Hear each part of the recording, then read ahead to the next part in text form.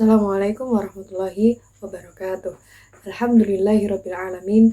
Assalatu wassalamu ala asyrafil anbiya'i wal mursalin Sayyidina wa maulana Muhammadin wa ala alihi wa sahbihi ajma'in amma ba'du.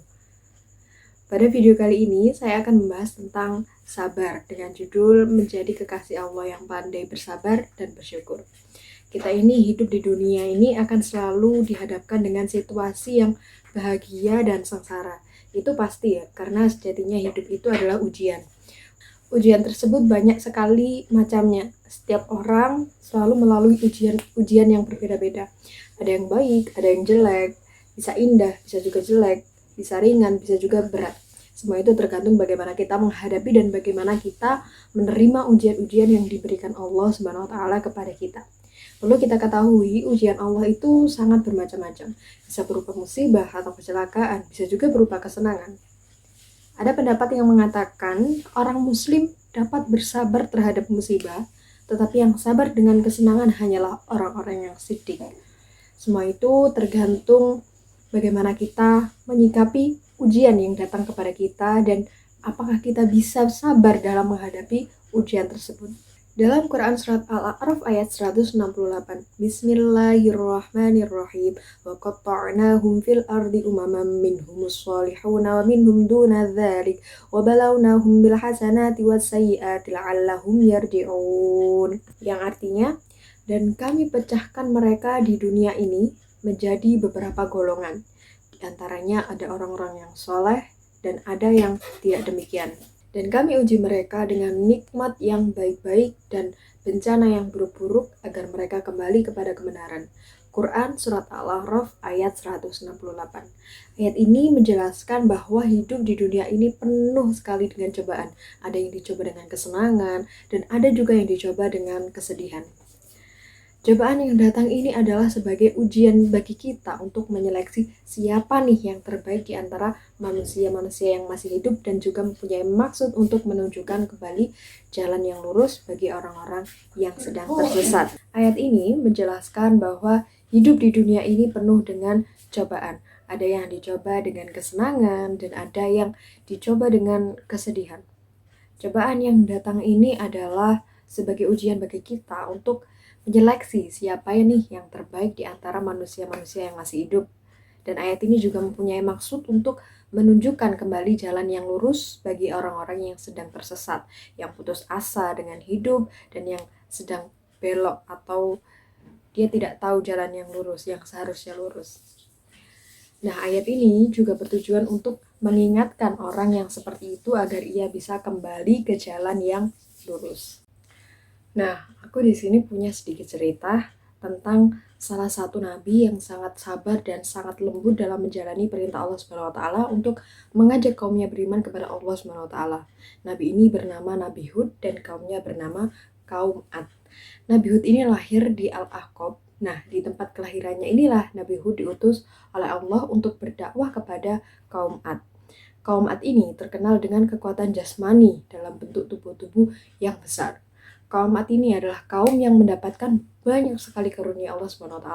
Mereka hidup dengan hasil pertanian yang sangat berlimpah dan ternak-ternak mereka berkembang biak dengan cepat. Mereka juga terkenal sebagai pekerja keras yang sukses sehingga harta kekayaan mereka berlimpah dan mereka dapat mendirikan bangunan yang megah dan bagus. Selain kaya, kaum Ad ini juga dianugerahi badan yang besar dan kuat. Udah kaya, udah sehat, nikmat mana lagi yang kamu dustakan? Tapi kekayaan yang dimiliki oleh kaum Ad ini menjadikan mereka sombong. Mereka merasa lebih kuat, mereka merasa lebih kaya, dan mereka merasa lebih unggul dari yang lain. Mereka lupa bahwa Allah lah yang menciptakan kekuatan dan kenikmatannya untuk menindas kaum yang lemah. Selain sombong, kaum Ad juga banyak yang menyembah berhala. Mereka dengan sengaja melupakan ajaran Nabi sebelumnya, yaitu Nabi Nuh. Mereka lebih tertarik dan memilih hidup bebas yang dapat memenuhi hawa nafsu mereka. Melihat kondisi kaum Ad yang semakin menyimpang ini, Allah akhirnya mengutus Nabi Hud untuk mengajak mereka kembali ke jalan yang benar. Nabi Hud diutus Allah untuk memberi peringatan kepada kaum Ad. Dan beliau juga mengajak kaum Ad untuk menyembah Allah. Nabi Hud menganjurkan mereka untuk bersyukur kepada Allah atas nikmat yang telah dilimpahkan kepada mereka. Tetapi kaum Ad malah menganggap seruan Nabi Hud ini tidak penting. Mereka menganggap bahwa Nabi Hud adalah pembohong. Dan Nabi Hud menjelaskan dengan penuh kesabaran bahwa ia adalah utusan Allah dan ia diperintahkan untuk mengajak semua kaum Ad kembali ke jalan yang benar dan menyembah Allah.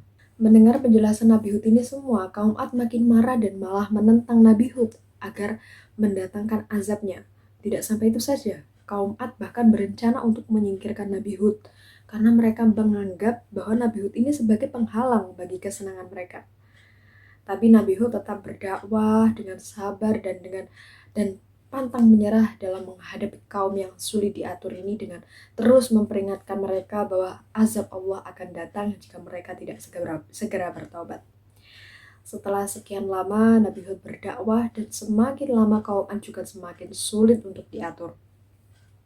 Saat itulah Nabi Hud berdoa kepada Allah yang juga dijelaskan dalam Quran surat Al-Mu'minun. Bismillahirrahmanirrahim. Qala rabbi ansurni bima kadzdzabun. Begitulah doa Nabi Hud. Ya Tuhanku, tolonglah aku karena mereka mendustakan aku. Lalu dijawab oleh Allah, Qala amma qalilil layudbihunna nadhimin. Allah berfirman, tidak lama lagi mereka pasti akan menyesal. Quran surat Al-Mu'minun ayat 40. Lalu akhirnya Allah memerintahkan Nabi Hud dan pengikutnya untuk meninggalkan daerah kaum Ad. Kemudian ancaman Nabi Hud benar-benar terjadi. Awal mulanya ladang-ladang dan kebun yang menjadi sumber kehidupan kaum Ad ini kekeringan berkepanjangan karena hujan yang mereka tunggu-tunggu ini tidak kunjung datang, tidak kunjung turun. Mereka menanyakan hal tersebut kepada Nabi Hud dan beliau menjawab bahwa Allah telah murka kepada kalian kaum Ad. Dan Nabi Hud menganjurkan mereka untuk segera bertaubat kepada Allah agar Allah kembali melimpahkan rahmatnya kepada mereka. Tapi mereka tetap bersikeras dan menganggap bahwa perkataan Nabi Hud ini adalah kebohongan. Ternyata dengan kekeringan ladang dan kebun mereka ini belum bisa menyadarkan mereka untuk beriman kepada Allah.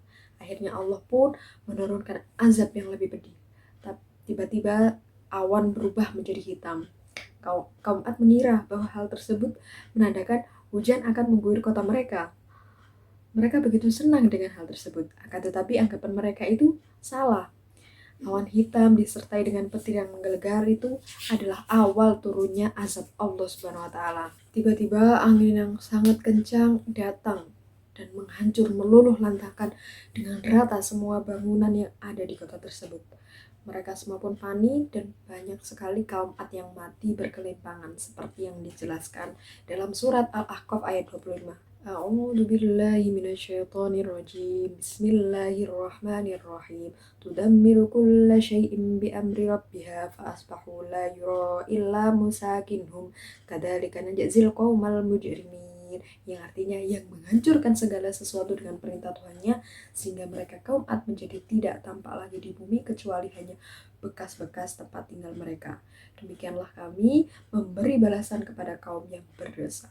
Quran surat Al-Ahqaf ayat 25. Sementara itu Nabi Hud beserta pengikutnya terselamatkan karena mereka mengungsi di kota Hadramaut. Nabi Hud terus berdakwah sesuai dengan perintah Allah Subhanahu wa taala. Hikmah yang bisa kita ambil dari cerita Nabi Hud ini adalah sosok Nabi Hud yang penuh kelembutan dan kesabaran ini mampu menghadapi kaum yang sangat sombong. Hal ini patut sekali menjadi suri tauladan kita. Karena jarang sekali manusia yang memiliki kepribadian seperti itu. Kita bahkan lebih sering menghadapi orang-orang yang sombong dengan cara kekerasan atau dengan cara marah-marah ketika ada orang yang sombong atau dengan cara mencaci maki seperti itu. Jadi dari cerita Nabi Hud ini semoga kita bisa meniru apa yang dilakukan oleh Nabi Hud alaihissalam. Sekian dari aku. Wabillahi taufiq wal hidayah wa ridha wal inayah. Wassalamualaikum warahmatullahi wabarakatuh.